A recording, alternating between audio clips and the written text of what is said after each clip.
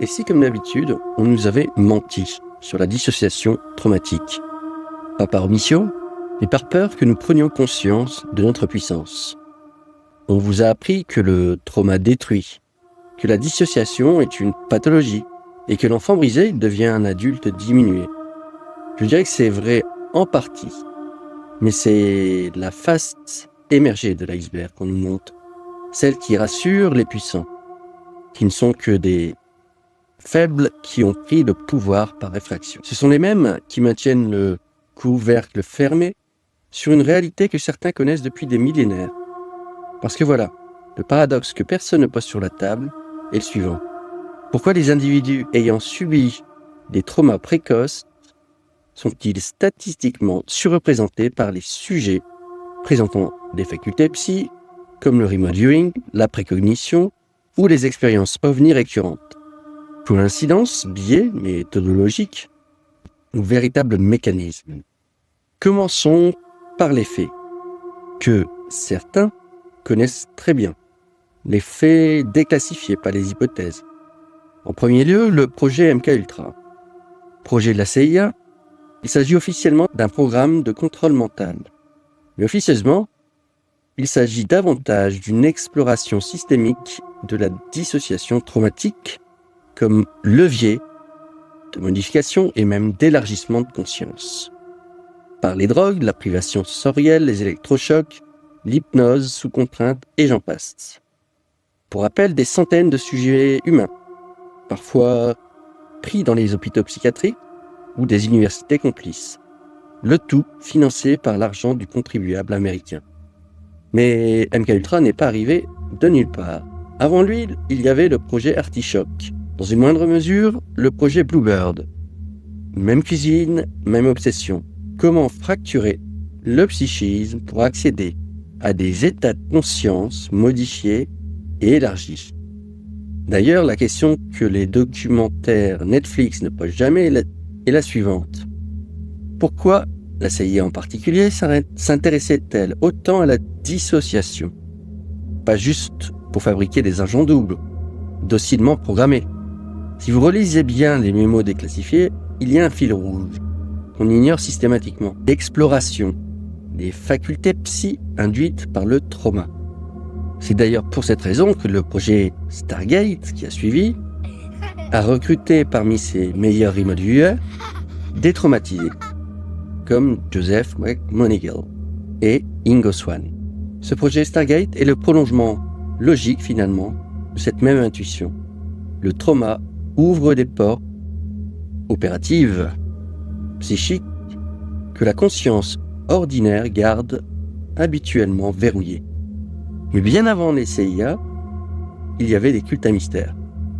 Dans le culte de Mitra, par exemple, à la fois ordre initiatique et culte à mystère, qui a dominé l'Empire romain pendant 3 siècles, l'initiation passait par une série d'épreuves physiques et psychiques volontairement traumatisantes. Enfermement dans l'obscurité totale, immersion dans l'eau glacée, ou au contraire, contact avec le feu, simulacre de mort, jeûne prolongé. Le but n'était pas la punition, c'était la transmutation. L'idée, formulée sans détour, était de briser les défenses ordinaires du psychisme pour laisser émerger une conscience et une perception élargie, donnant lieu à une puissance qui, si elle était maîtrisée, nous ferait presque basculer dans le film X-Men. On retrouve le même schéma dans les mystères de l'Isis, dans les rites chamaniques sibériens ou encore certaines initiations vaudou. Partout le même protocole. Stress extrême, dissolution et fragmentation du moi qui aboutit à l'émergence d'un mode de perception non standard et élargi. Ce n'est pas du folklore, c'est un protocole reproductible, testé sur des milliers d'années. Bien sûr, pas en double aveugle, mais sur tous les continents, compte. Et la CIA le savait, le sait toujours, ainsi que certaines sociétés initiatiques. On va donc décortiquer dans ce podcast le mécanisme de la dissociation, pas avec des yeux de croyants, mais avec des yeux de scientifiques, plutôt de débunker scientifique. Aussi avec des yeux de chercheur, puisqu'étant quelqu'un qui a vécu de nombreux traumas et développé des facultés psy, je refuse de croire au déni rationaliste aussi bien qu'au storytelling mystique. Et si vous cherchez du confort intellectuel, vous pouvez changer de chaîne. Par contre, si certains d'entre vous cherchent à comprendre pourquoi leur psychisme brisé capte des choses que les autres ne voient pas, je vous invite à rester.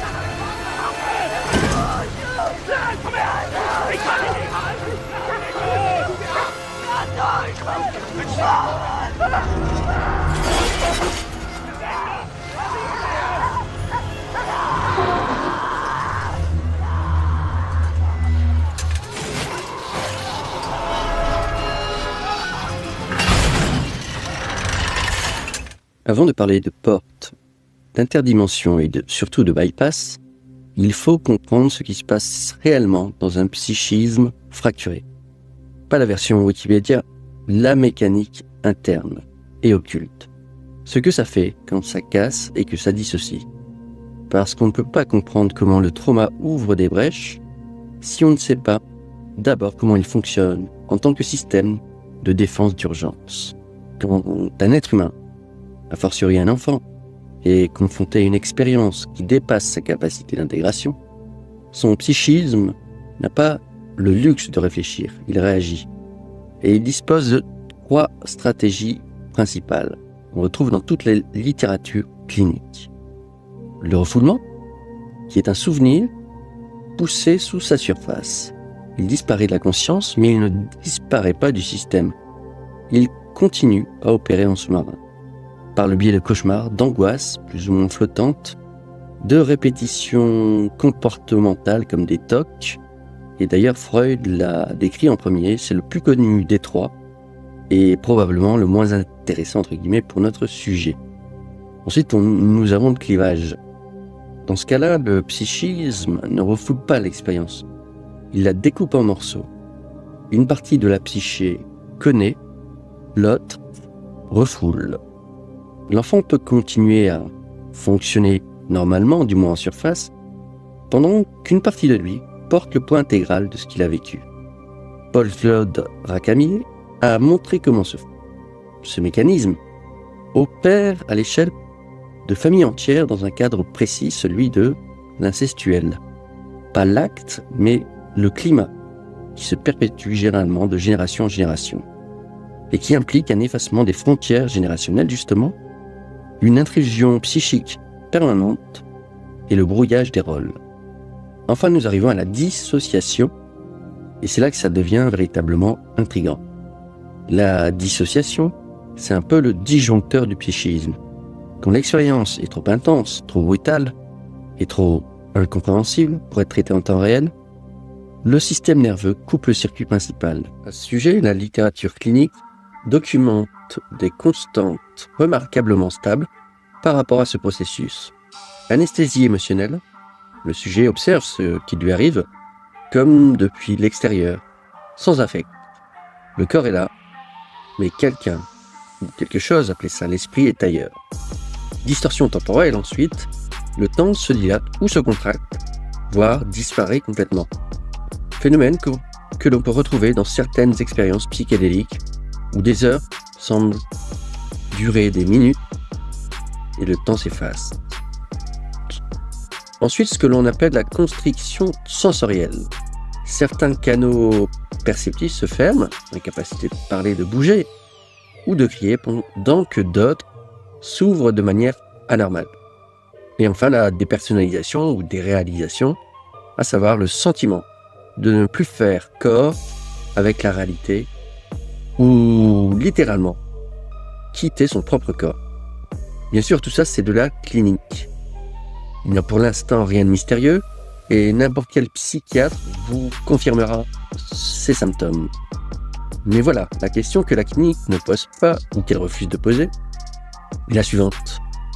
Où va la conscience quand le disjoncteur saute? Puisque la dissociation n'est pas un arrêt, c'est un déplacement. Le sujet dissocié ne cesse pas de percevoir. Il perçoit autrement. Depuis un point d'observation que la conscience ordinaire n'occupe jamais. Et c'est précisément là que le trauma cesse d'être seulement une blessure et commence à devenir autre chose, naturellement occulte. Il y a un cas de figure particulièrement révélateur à ce sujet, l'enfant traumatisé précoce. Un enfant de 4, 5, 6 ans, ou pire un enfant à un stade préverbal, n'a pas les outils cognitifs pour intégrer ce qui lui arrive. Pas les mots, pas les concepts. Il est ce que j'appelle un témoin sans langage. Ceci dit, il voit, il ressent, il enregistre. Mais il ne peut ni comprendre, ni raconter, ni métaboliser l'expérience. Alors la psyché brode, invente. Elle crée de nouvelles formes pour contenir cette expérience inassimilable. Des créatures hybrides dans les dessins, des labyrinthes, des symboles géométriques qui n'ont rien à faire dans la production graphique d'un enfant de 5 ans. Et clairement, ce n'est pas de la folie. C'est de la surcréation symbolique sous contrainte.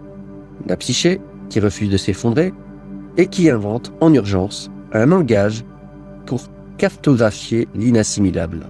La clinique appelle ceci la symbolisation, mais les traditions initiatiques appellent cela la descente aux enfers, le passage nécessaire par la mort symbolique avant la renaissance.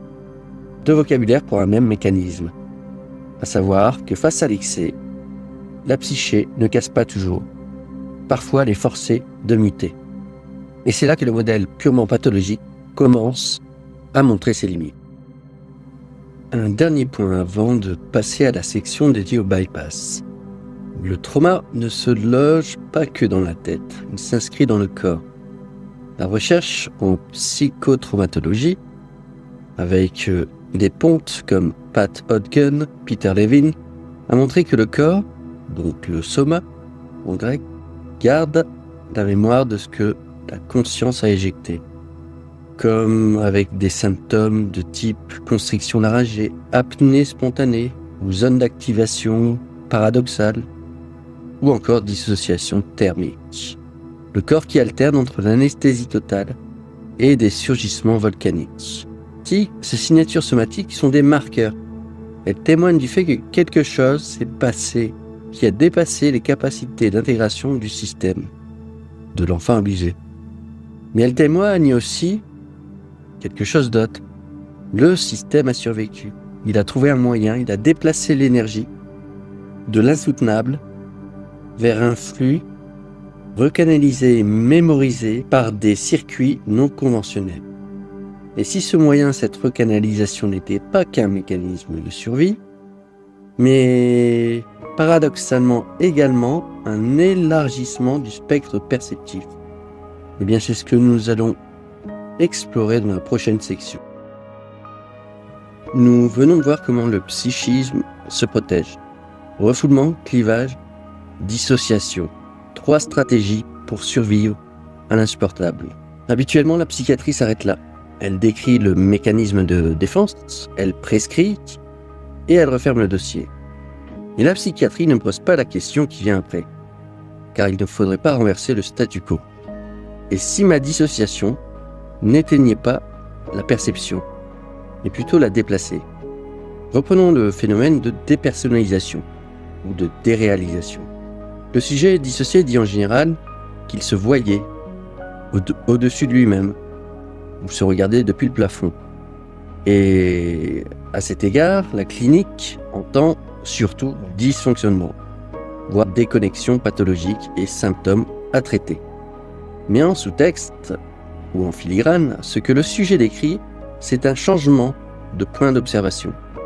La conscience n'a pas disparu, elle s'est délocalisée. Elle observe depuis un endroit où elle ne devrait pas être. Et si l'on part du principe que la conscience est produite par le cerveau, et donc confinée au corps, alors ce phénomène ne devrait pas se produire. Et pourtant, c'est précisément ce que de nombreuses traditions ésotériques, philosophiques, anciennes jusqu'à aujourd'hui, ont transmis discrètement à un certain public d'initiés. Et comme vous le savez, on ne met pas la lumière sous le boisseau. Henri Bergson, en 1896, dans Matière et Mémoire, propose que le cerveau n'est pas un générateur de conscience, mais un filtre. Sa fonction n'est pas de créer l'expérience consciente, mais de la restreindre, de la canaliser vers ce qui est biologiquement utile, et de couper tout le reste. Aldous Huxley reprend l'idée en 1954 dans Les Portes de la Perception, après de nombreuses expériences sous mescaline. Il conçoit le cerveau comme une valve réductrice qui protège l'organisme d'un flux de conscience trop vaste pour être traité au quotidien. Et Bernardo Kastrup, philosophe analytique et ancien ingénieur au CERN, a formalisé ce modèle dans ce qu'il appelle l'idéalisme analytique, où il postule que la conscience est le substrat fondamental de la réalité et que le cerveau est simplement le processus qui la localise, la filtre et l'ancre dans un corps physique, et ce dans une perspective individuelle.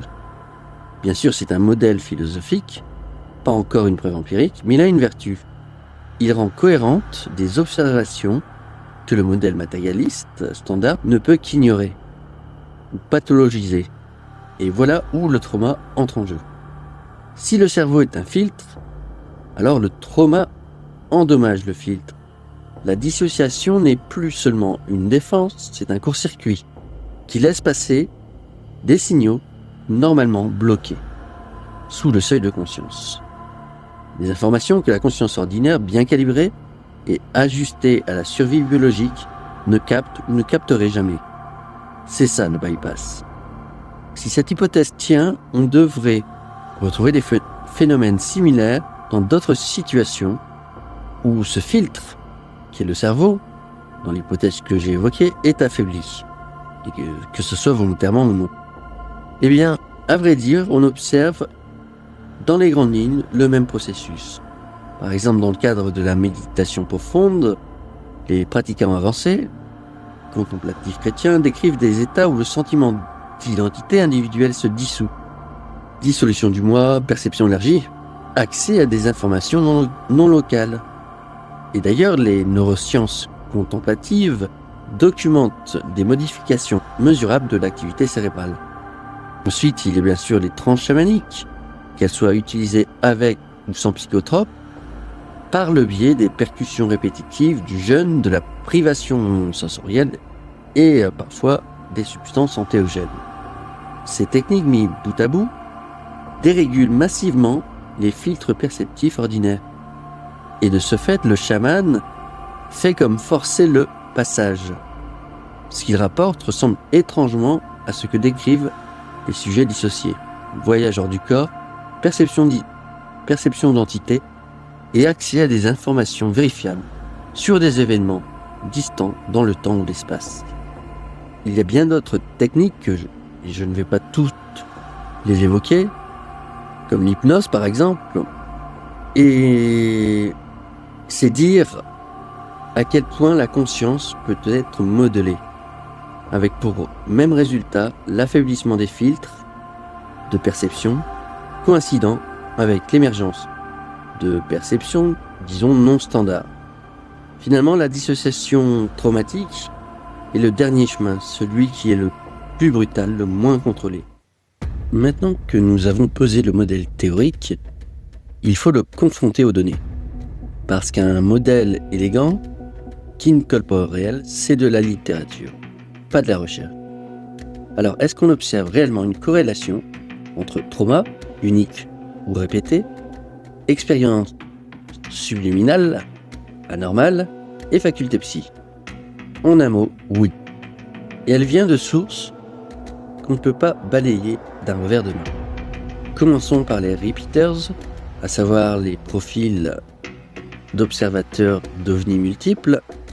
Chez ces individus qui voient des ovnis régulièrement, parfois des dizaines de fois tout au long de leur vie, preuve visuelle à l'appui, on se rend compte, à y regarder de près, que leur profil psychologique dérange à bien des égards. Je reprends. Jacques Vallée, le célèbre astrophysicien, informaticien et chercheur sur le phénomène OVNI, ne s'y est pas trompé. Déjà depuis les années 60, il a accumulé des milliers de cas et il note une constante qui traverse les décennies et les cultures. Les repeaters présentent une fréquence anormalement élevée de trauma, unique ou répété, mais en tout cas précoce, et d'états modifiés de conscience spontanée.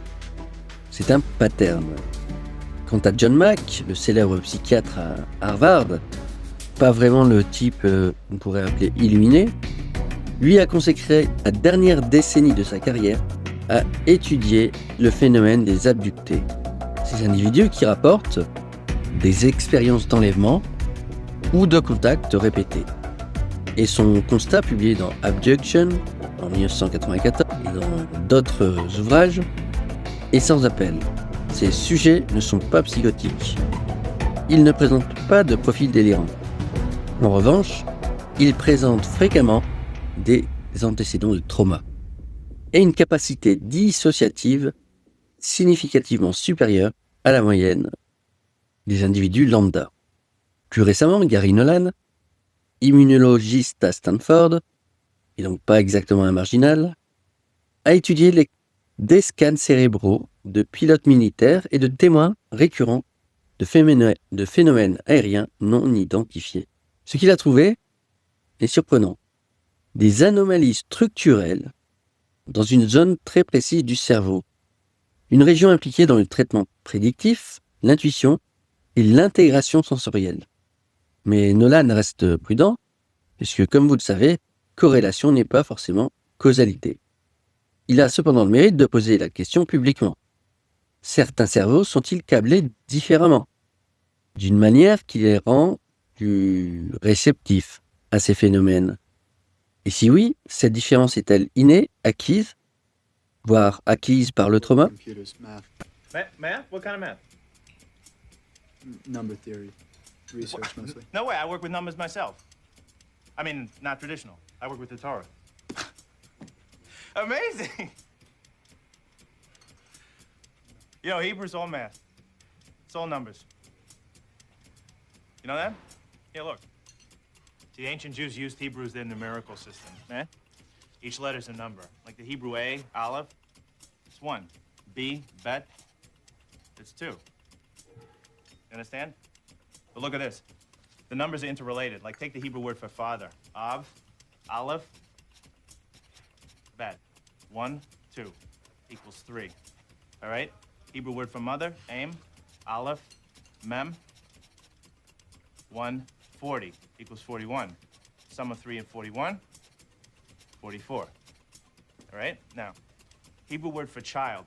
All right? Mother, father, child. Yelad. That's 10, 30, and 4. 44. Torah is just a long string of numbers. Some say that it's a code sent to us from God. That's kind of interesting. Yeah, that's just kid stuff. Check this out, okay? The word for the Garden of Eden, Kedem. numerical translation, 144. Now the value of tree of knowledge, all right, in the garden, right? Eitz HaChaim, 233. 144, 233. Now you can Those are take those Fibonacci numbers. So the You know, like the Fibonacci sequence. Fibonacci. Fibonacci is an Italian mathematician in the 13th Il y century. a peut-être une partie d'entre vous qui est en train de se dire « Ok, le trauma, ça a l'air bien en fait. Ça ouvre des portes, ça donne des pouvoirs. » Inutile de vous dire que non, jamais. Outre les horreurs sans nom liées à ces traumas, pour la grande majorité des survivants d'abus traumatiques, c'est avant tout, pour la plupart, une vie détruite, des peurs, des angoisses et une instabilité systémique rendant presque impossible la tenue d'un emploi fixe, d'une relation affective sur le long terme. Je ne mentionne même pas tous les autres dommages collatéraux, tellement ils sont variés et nombreux. Du coup, je préfère m'attarder, pour terminer, sur un concept connu en psychanalyse et qui mérite qu'on s'y arrête, à savoir la fonction symbolisante du trauma. L'idée est la suivante. L'expérience traumatique, précisément parce qu'elle dépasse les cadres cognitifs existants, force la psyché à inventer de nouveaux cadres, de nouvelles catégories, de nouveaux langages. C'est une capacité d'adaptation radicale du psychisme humain quand il est poussé dans ses retranchements. Et quand ce processus est soutenu par un thérapeute, une communauté, un protocole, voire une tradition, cela produit quelque chose d'extraordinaire. L'individu traumatisé devient un individu complet qui a élargi son spectre de réalité au-delà de ce que le commun des mortels expérimente habituellement. Nous arrivons au terme de cette exploration et nous pouvons nous demander ce qu'il y a à retenir d'essentiel dans tout cela. Premier point, le trauma n'est ni une malédiction, ni un don. C'est un fait psychique, un événement qui modifie la structure de la psyché et potentiellement ses capacités perceptives et opérationnelles.